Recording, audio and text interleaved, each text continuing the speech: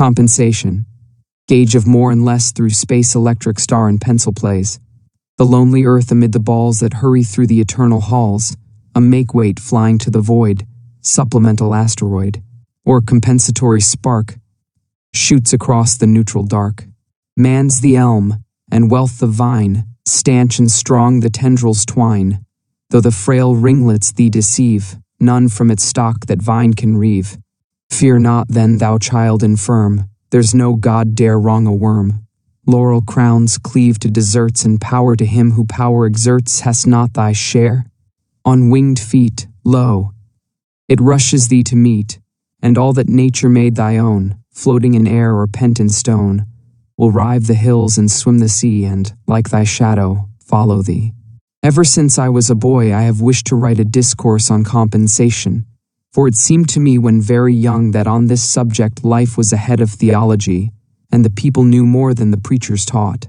The documents, too, from which the doctrine is to be drawn, charmed my fancy by their endless variety, and lay always before me, even in sleep. For they are the tools in our hands, the bread in our basket, the transactions of the street, the farm and the dwelling house, greetings, relations, debts and credits, the influence of character, the nature and endowment of all men.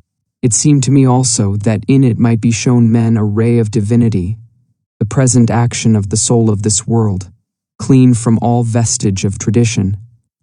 And so the heart of man might be bathed by an inundation of eternal love, conversing with that which he knows was always and always must be, because it really is now. It appeared, moreover, that if this doctrine could be stated in terms with any resemblance to those bright intuitions in which this truth is sometimes revealed to us, it would be a star in many dark hours and crooked passages in our journey that would not suffer us to lose our way. I was lately confirmed in these desires by hearing a sermon at church. The preacher, a man esteemed for his orthodoxy, unfolded in the ordinary manner the doctrine of the Last Judgment. He assumed that judgment is not executed in this world, that the wicked are successful, that the good are miserable, and then urged from reason and from Scripture a compensation to be made to both parties in the next life. No offense appeared to be taken by the congregation at this doctrine.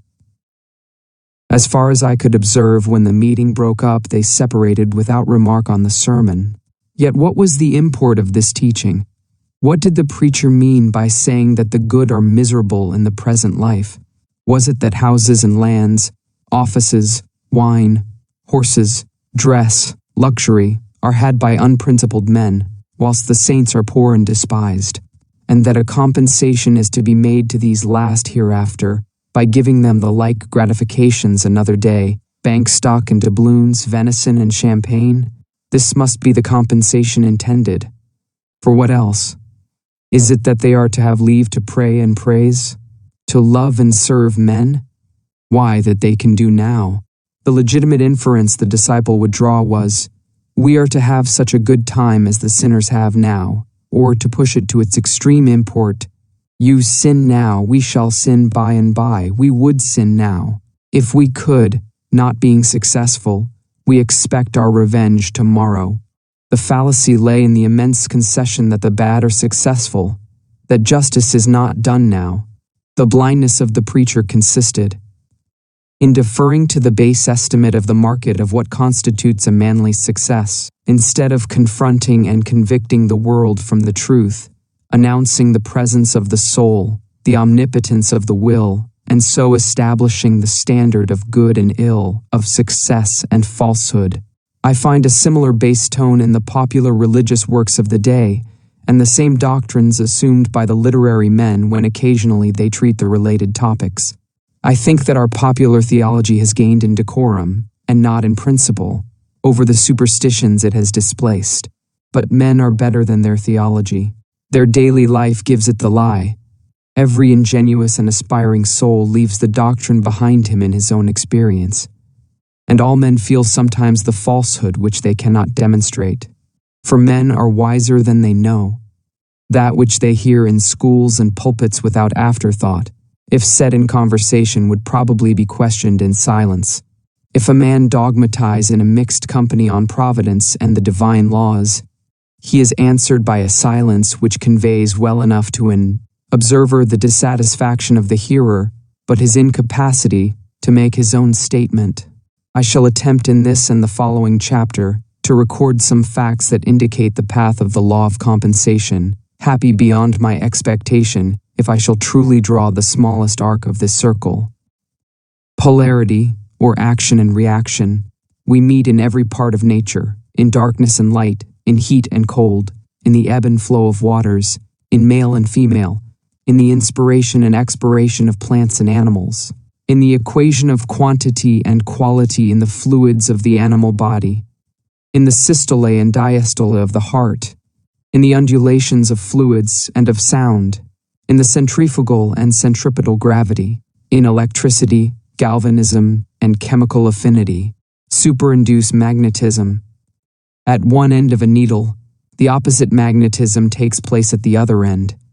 If the south attracts, the north repels. To empty here, you must condense there.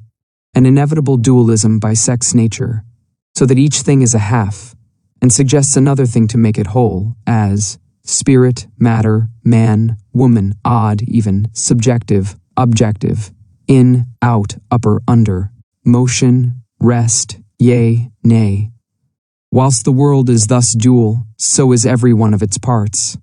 The entire system of things gets represented in every particle. There is somewhat that resembles the ebb and flow of the sea, day and night, man and woman, in a single needle of the pine, in a kernel of corn, in each individual of every animal tribe. The reaction, so grand in the elements, is repeated within these small boundaries. For example, in the animal kingdom, the physiologist has observed that no creatures are favorites, but a certain compensation balances every gift and every defect. A surplusage given to one part is paid out of a reduction from another part of the same creature. If the head and neck are enlarged, the trunk and extremities are cut short. The theory of the mechanic forces is another example. What we gain in power is lost in time, and the converse. The periodic or compensating errors of the planets is another instance. The influences of climate and soil and political history are another. The cold climate invigorates. The barren soil does not breed fevers, crocodiles, tigers, or scorpions. The same dualism underlies the nature and condition of man. Every excess causes a defect, every defect an excess. Every sweet hath its sour, every evil its good. Every faculty which is a receiver of pleasure has an equal penalty put on its abuse. It is to answer for its moderation with its life. For every grain of wit, there is a grain of folly. For everything you have missed, you have gained something else, and for everything you gain, you lose something. If riches increase, they are increased that use them. If the gatherer gathers too much, nature takes out of the man what she puts into his chest, swells the estate, but kills the owner. Nature hates monopolies and exceptions. The waves of the sea do not more speedily seek a level from their loftiest tossing than the varieties of condition tend to equalize themselves. There is always some leveling circumstance that puts down the overbearing, the strong, the rich, the fortunate, substantially on the same ground with all others. Is a man too strong and fierce for society, and by temper and position a bad citizen, a morose ruffian, with a dash of the pirate in him? Nature sends him a troop of pretty sons and daughters who are getting along in the dame's classes at the village school, and love and fear for them smooths his grim scowl to courtesy. Thus she contrives to intenerate the granite and felspar, takes the boar out, and puts the lamb in, and keeps her balance true. The farmer imagines power and place are fine things, but the president has paid dear for his White House.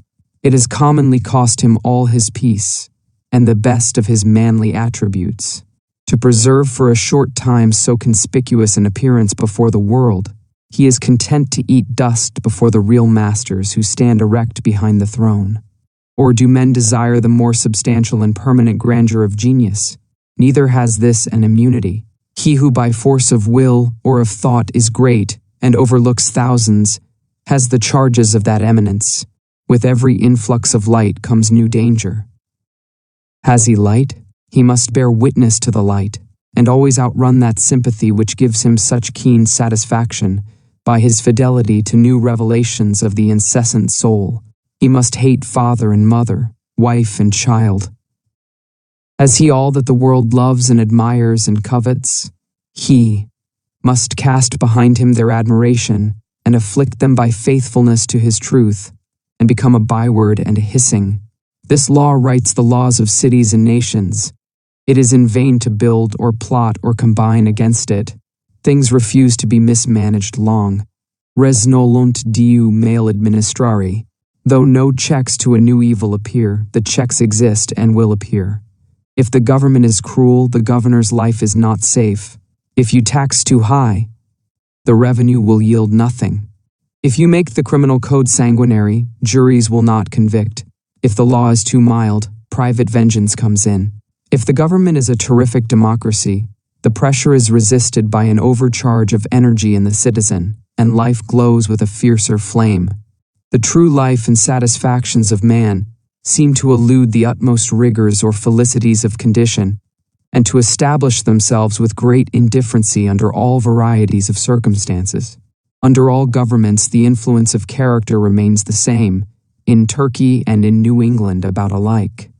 Under the primeval despots of Egypt, history honestly confesses that man must have been as free as culture could make him. These appearances indicate the fact that the universe is represented in every one of its particles. Everything in nature contains all the powers of nature. Everything is made of one hidden stuff, as the naturalist sees one type under every metamorphosis, and regards a horse as a running man, a fish as a swimming man, a bird as a flying man, a tree as a rooted man. Each new form repeats not only the main character of the type, but part for part all the details, all the aims, furtherances, hindrances, energies, and whole system of every other. Every occupation, trade, art, transaction is a compend of the world, and a correlative of every other. Each one is an entire emblem of human life, of its good and ill, its trials, its enemies, its course, and its end. And each one must somehow accommodate the whole man and recite all his destiny. The world globes itself in a drop of dew. The microscope cannot find the animalcule which is less perfect for being little. Eyes, ears, taste, smell, motion, resistance, appetite, and organs of reproduction that take hold on eternity, all find room to consist in the small creature. So do we put our life into every act. The true doctrine of omnipresence is that God reappears with all his parts in every moss and cobweb. The value of the universe contrives to throw itself into every point. If the good is there, so is the evil. If the affinity, so the repulsion. If the force, so the limitation. Thus is the universe alive. All things are moral. That soul which within us is a sentiment, outside of us is a law. We feel its inspiration. Out there in history we can see its fatal strength. It is in the world, and the world was made by it. Justice is not postponed. A perfect equity adjusts its balance in all parts of life. The dice of God are always loaded. The world looks like a multiplication table, or a mathematical equation which, turn it how you will, balances itself. Take what figure you will, its exact value, nor more nor less, still returns to you. Every secret is told, every crime is punished, every virtue rewarded, every wrong redressed, in silence and certainty. What we call retribution is the universal necessity by which the whole appears wherever a part appears. If you see smoke, there must be fire. If you see a hand, or a limb, you know that the trunk to which it belongs is there behind. Every act rewards itself, or in other words integrates itself, in a twofold manner, first in the thing, or in real nature, and secondly in the circumstance, or in apparent nature. Men call the circumstance the retribution. The causal retribution is in the thing and is seen by the soul. The retribution in the circumstance is seen by the understanding. It is inseparable from the thing, but is often spread over a long time and so does not become distinct until after many years. The specific stripes may follow late after the offense, but they follow because they accompany it. Crime and punishment grow out of one stem. Punishment is a fruit that unsuspected ripens within the flower of the pleasure which concealed it. Cause and effect, means and ends, seed and fruit, cannot be severed, for the effect already blooms in the cause. The end pre-exists in the means, the fruit in the seed. Whilst thus the world will be whole and refuses to be disparted, we seek to act partially, to sunder, to appropriate, for example, to gratify the senses we sever, the pleasure of the senses from the needs of the character. The ingenuity of man has always been dedicated to the solution of one problem: how to detach the sensual sweet, the sensual strong, the sensual bright, etc., from the moral sweet, the moral deep, the moral fair. That is, again, to contrive to cut clean off this upper surface so thin as to leave it bottomless, to get a one end, without an other end. The soul says, "Eat," the body would feast. The soul says, "The man and woman shall be one flesh and one soul," the body would join the flesh only. The soul says, "Have dominion over all things to the ends of virtue," the body would have the power over things to its own ends. The soul strives amain to live and work through all things. It would be the only fact. All things shall be added unto it: power, pleasure, knowledge, beauty. The particular man aims to be somebody, to set up for himself, to truck and higgle for a private good, and in particulars, to ride that he may ride, to dress that he may be dressed, to eat that he may eat, and to govern that he may be seen.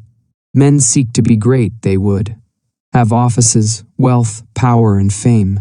They think that to be great is to possess one side of nature, the sweet, without the other side, the bitter. This dividing and detaching is steadily counteracted. Up to this day, it must be owned, no projector has had the smallest success. The parted water reunites behind our hand. Pleasure is taken out of pleasant things, profit out of profitable things, power out of strong things, as soon as we seek to separate them from the whole.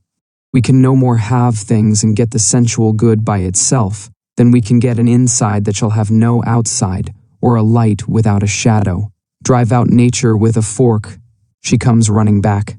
Life invests itself with inevitable conditions, which the unwise seek to dodge, which one and another brags that he does not know, that they do not touch him, but the brag is on his lips. The conditions are in his soul. If he escapes them in one part, they attack him in another more vital part.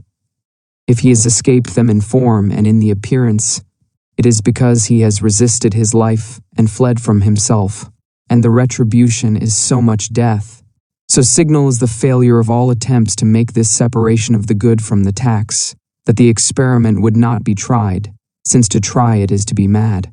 But for the circumstance that when the disease began in the will, of rebellion and separation, the intellect is at once infected, so that the man ceases to see God whole in each object, but is able to see the sensual allurement of an object and not see the sensual hurt.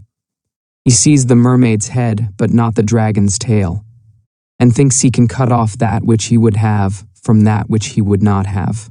How secret art thou who dwellest in the highest heavens in silence, O thou only great God, sprinkling with an unwearied providence certain penal blindnesses upon such as have unbridled desires. St. Augustine, Confessions, B.I. The human soul is true to these facts in the painting of fable, of history, of law, of proverbs, of conversation. It finds a tongue in literature unawares. Thus the Greeks called Jupiter supreme mind, but having traditionally ascribed to him many base actions, they involuntarily made amends. To reason by tying up the hands of so bad a god.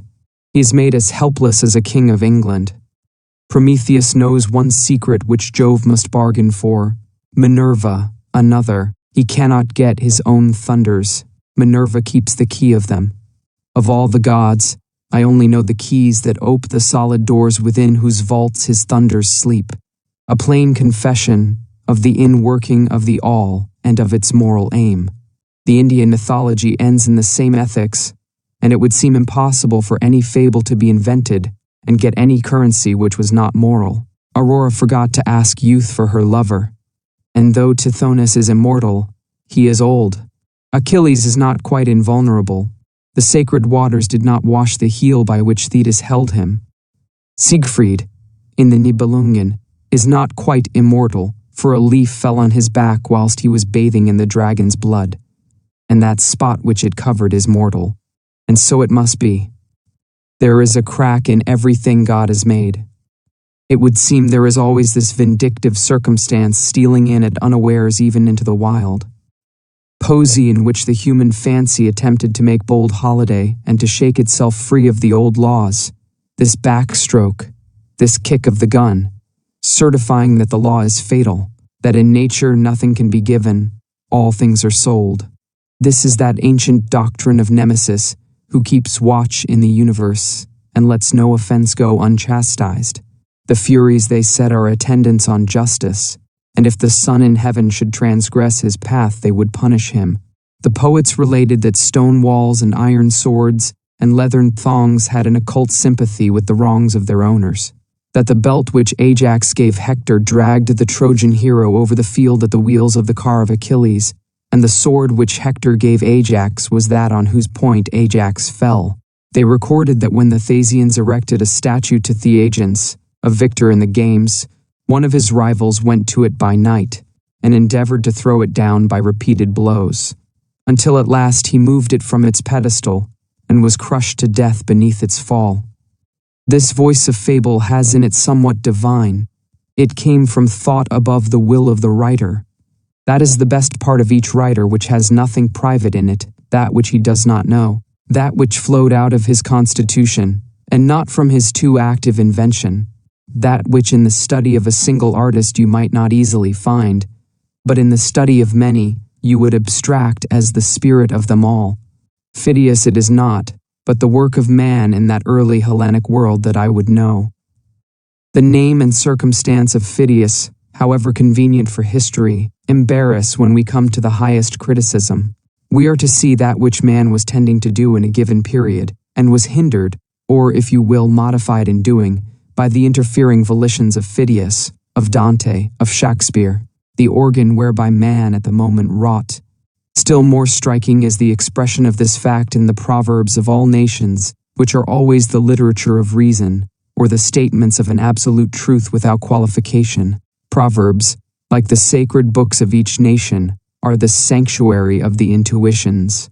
That which the droning world, chained to appearances, will not allow the realist to say in his own words, it will suffer him to say in proverbs without contradiction. And this law of laws which the pulpit, the senate, and the college deny, is hourly preached in all markets and workshops by flights of proverbs, whose teaching is as true and as omnipresent as that of birds and flies.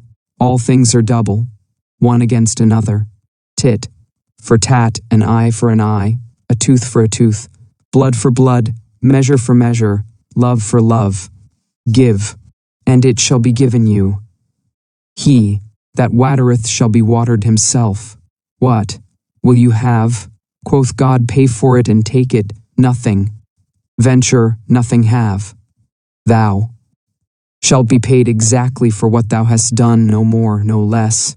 Who doth not work shall not eat. Harm, watch, harm catch, curses, always recoil on the head of him who imprecates them. If you put a chain around the neck of a slave, the other end fastens itself around your own. Bad counsel confounds the adviser. The devil is an ass. It is thus written, because it is thus in life. Our action is overmastered and characterized above our will by the law of nature. We aim at a petty end quite aside from the public good, but our act arranges itself by irresistible magnetism in a line with the poles of the world. A man cannot speak, but he judges himself. With his will or against his will, he draws his portrait to the eye of his companions by every word. Every opinion reacts on him who utters it. It is a thread ball thrown at a mark, but the other end remains in the thrower's bag. Or rather, it is a harpoon hurled at the whale, unwinding, as it flies, a coil of cord in the boat. And, if the harpoon is not good, or not well thrown, it will go nigh to cut the steersman in twain or to sink the boat. You cannot do wrong without suffering wrong. No man had ever a point of pride that was not injurious to him, said Burke. The exclusive and fashionable life does not see that he excludes himself from enjoyment in the attempt to appropriate it. The exclusionist in religion does not see that he shuts the door of heaven on himself in striving to shut out others. Treat men as pawns and ninepins, and you shall suffer as well as they. If you leave out their heart, you shall lose your own. The senses would make things of all persons, of women, of children, of the poor. The vulgar proverb, I will get it from his purse or get it from his skin, is sound philosophy. All infractions of love and equity in our social relations are speedily punished. They are punished by fear. Whilst I stand in simple relations to my fellow man, I have no displeasure in meeting him. We meet as water meets water, or as two currents of air mix, with perfect diffusion and interpenetration of nature. But as soon as there is any departure from simplicity and attempt at halfness, or good for me that is not good for him, my neighbor feels the wrong. He shrinks from me as far as I have shrunk from him. His eyes no longer seek mine. There is war between us. There is hate in him and fear in me. All the old abuses in society, universal and particular, all unjust accumulations of property and power, are avenged in the same manner. Fear is an instructor of great sagacity and the herald of all revolutions. One thing he teaches, that there is rottenness where he appears.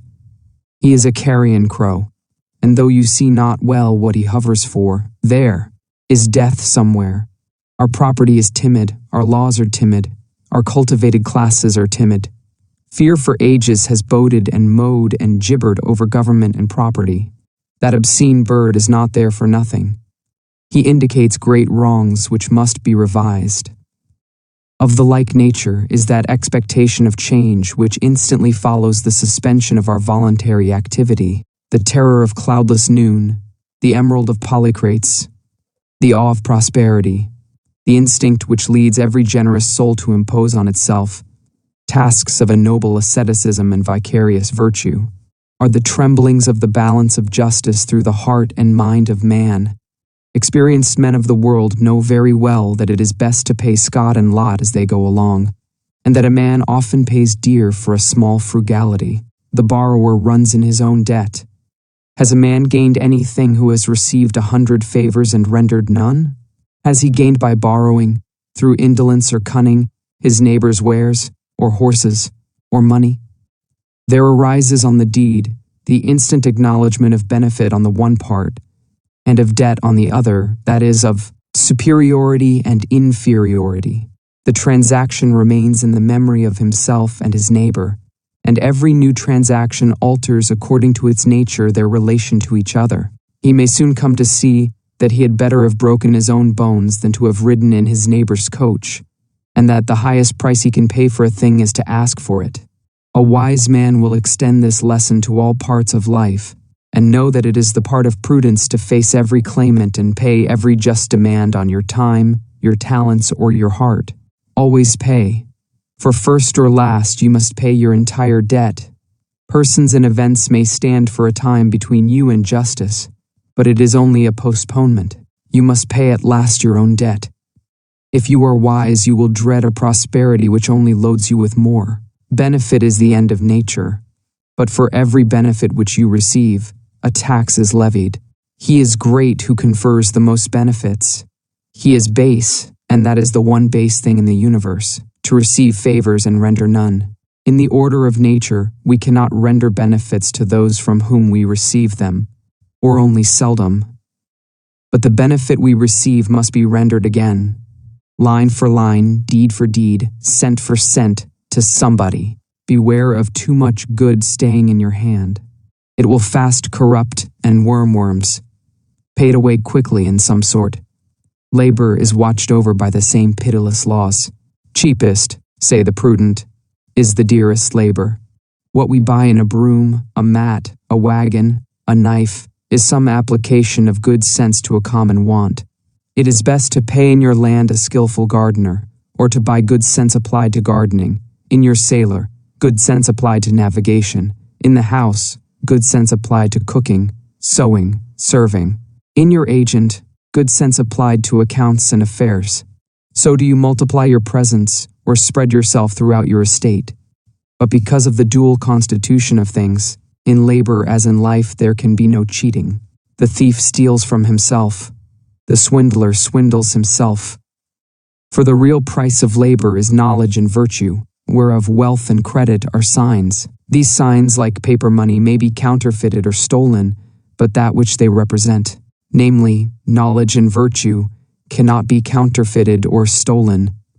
These ends of labor cannot be answered but by real exertions of the mind, and in obedience to pure motives. The cheat, the defaulter, the gambler cannot extort the knowledge of material and moral nature which his honest care and pains yield to the operative.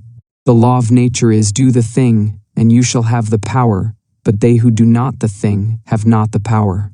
Human labor, through all its forms, from the sharpening of a stake to the construction of a city or an epic, is one immense illustration of the perfect compensation of the universe, the absolute balance of give and take, the doctrine that everything has its price, and if that price is not paid, not that thing but something else is obtained, and that it is impossible to get anything without its price, is not less sublime in the columns of a ledger than in the budgets of states, in the laws of light and darkness, in all the action and reaction of nature.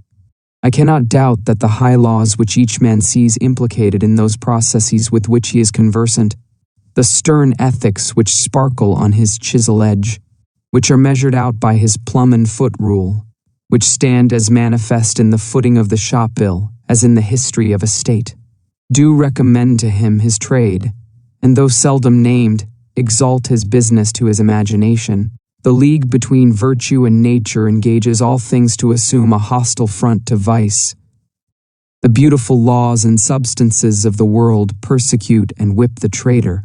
He finds that things are arranged for truth and benefit, but there is no den in the wide world to hide a rogue.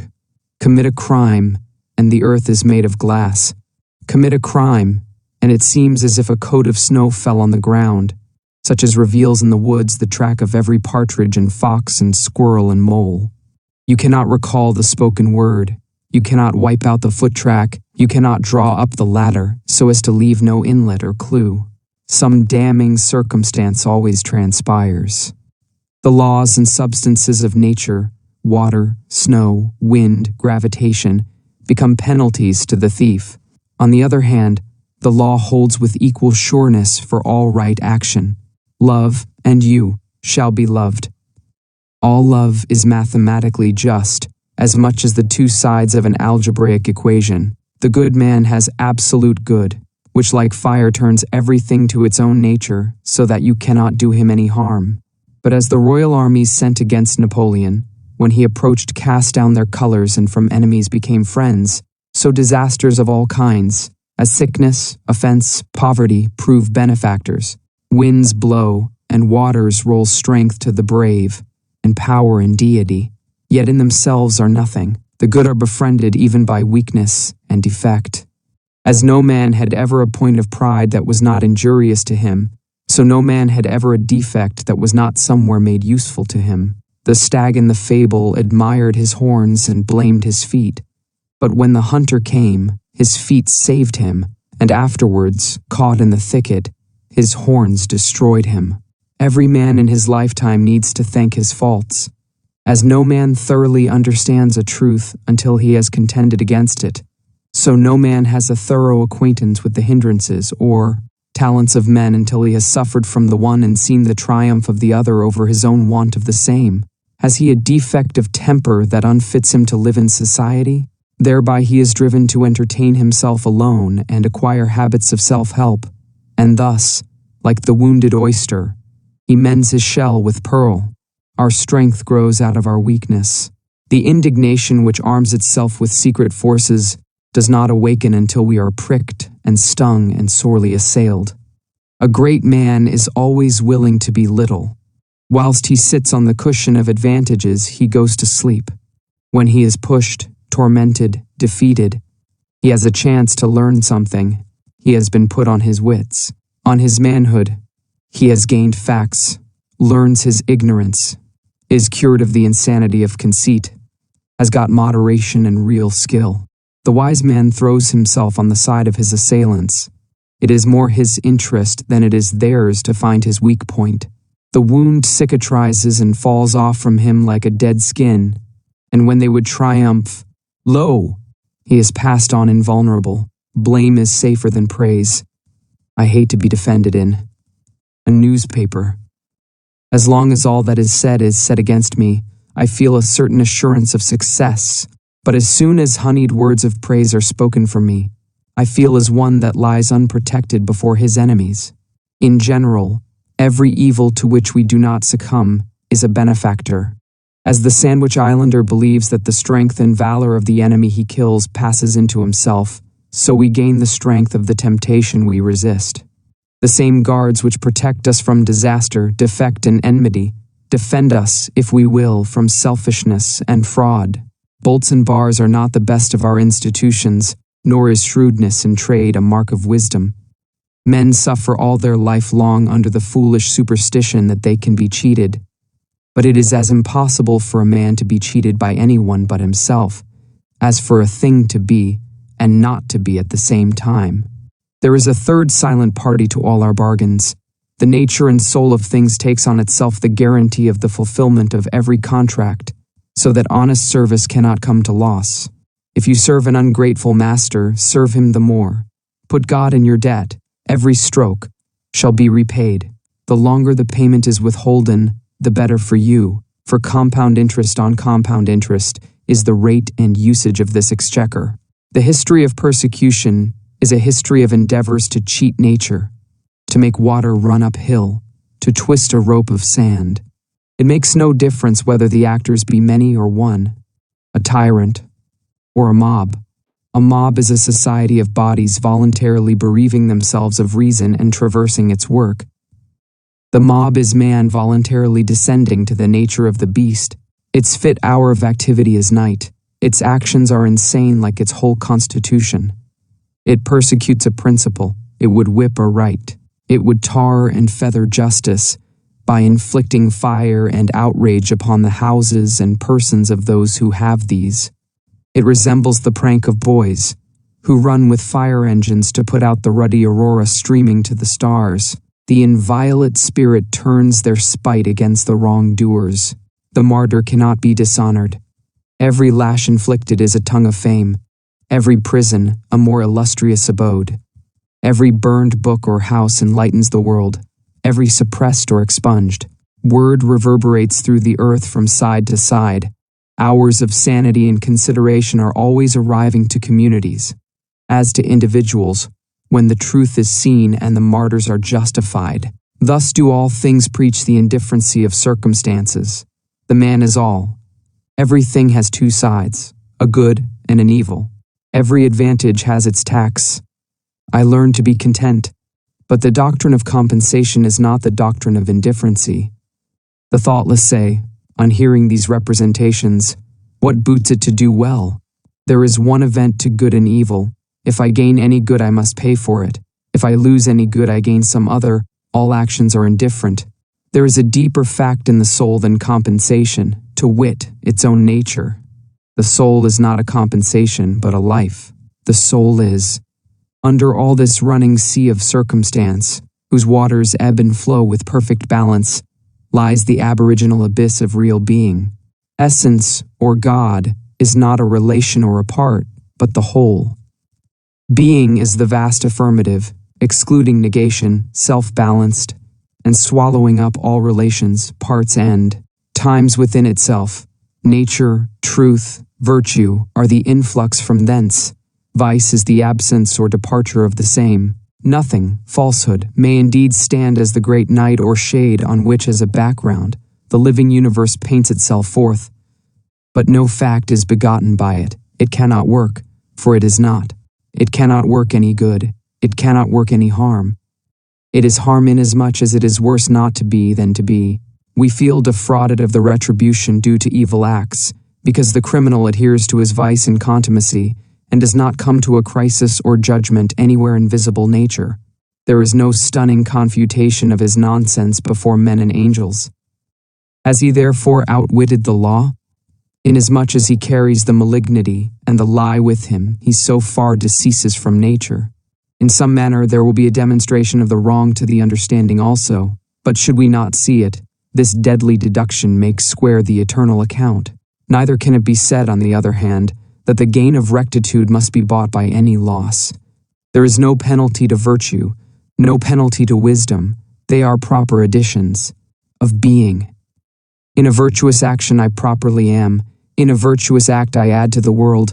I plant into deserts conquered from chaos and nothing, and see the darkness receding on the limits of the horizon. There can be no excess to love, none to knowledge, none to beauty. When these attributes are considered in the purest sense, the soul refuses limits and always affirms an optimism, never a pessimism. His life is a progress and not a station. His instinct is trust.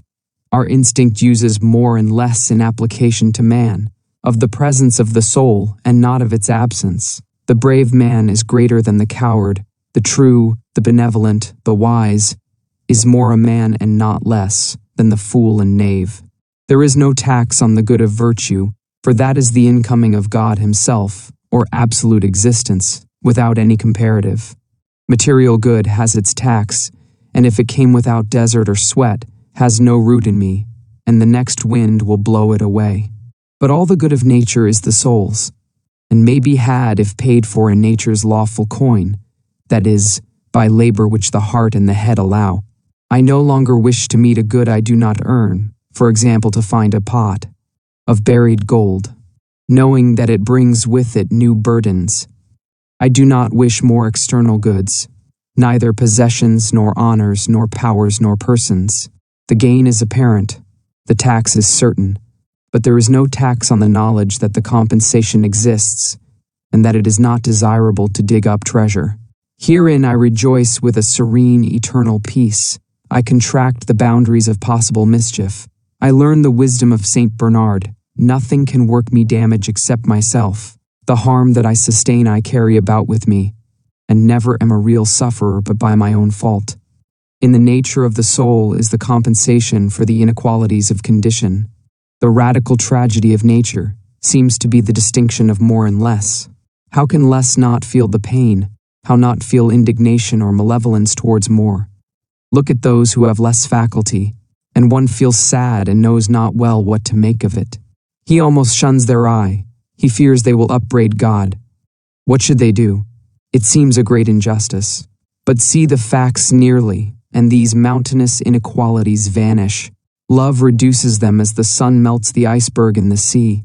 The heart and soul of all men being one, this bitterness of his and mine ceases.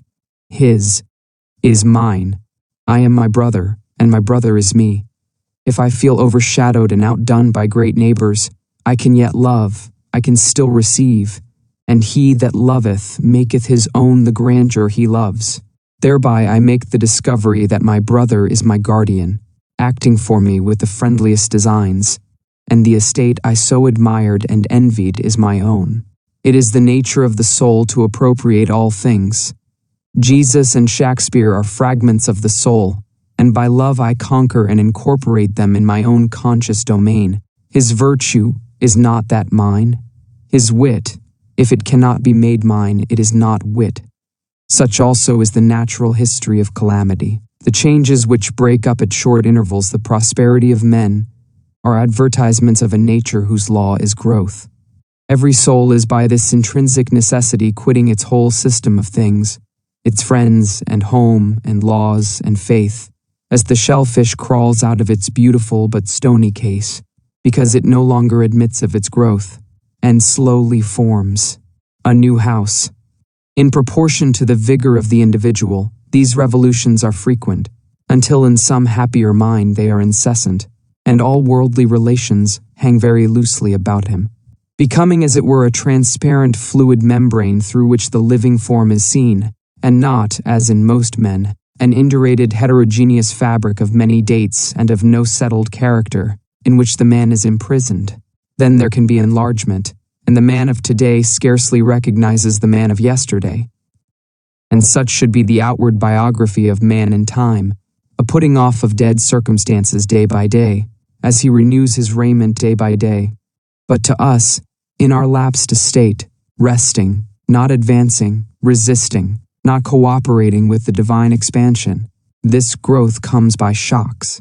We cannot part with our friends. We cannot let our angels go. We do not see that they only go out that archangels may come in. We are idolaters of the old. We do not believe in the riches of the soul, in its proper eternity and omnipresence. We do not believe there is any force in today to rival or recreate that beautiful yesterday. We linger in the ruins of the old tent where once we had bread and shelter and organs, nor believe that the Spirit can feed, cover, and nerve us again. We cannot again find aught so dear, so sweet, so graceful. But we sit and weep in vain. The voice of the Almighty saith, "Up and onward for evermore." We cannot stay amid the ruins, neither will we rely on the new, and so we walk ever with reverted eyes, like those monsters who look backwards. And yet the compensations of calamity are made apparent to the understanding also, after long intervals of time. A fever, a mutilation, a cruel disappointment, a loss of wealth, a loss of friends, seems at the moment unpaid loss and unpayable. But the sure years reveal the deep remedial force that underlies all facts. The death of a dear friend, wife, brother, lover, which seemed nothing but privation, somewhat later assumes the aspect of a guide or genius, for it commonly operates revolutions in our way of life, terminates an epoch of infancy or of youth which was waiting to be closed, breaks up a wonted occupation or a household or style of living, and allows the formation of new, ones more friendly to the growth of character. It permits or constrains the formation of new acquaintances and the reception of new influences that prove of the first importance to the next years, and the man or woman who would have remained a sunny garden flower, with no room for its roots and too much sunshine for its head, by the falling of the walls and the neglect of the gardener is made the banyan of the forest, yielding shade and fruit to wide neighborhoods of men. Thank you for riding the waves of wisdom with us on Book Waves. If you enjoyed this audiobook, let us know by giving it a thumbs up and sharing your favorite part in the comments below. Don't forget to subscribe and turn on notifications to stay tuned for more life-changing audiobooks and insights. Keep growing, keep learning, and remember, every great wave starts as a ripple. See you in the next chapter.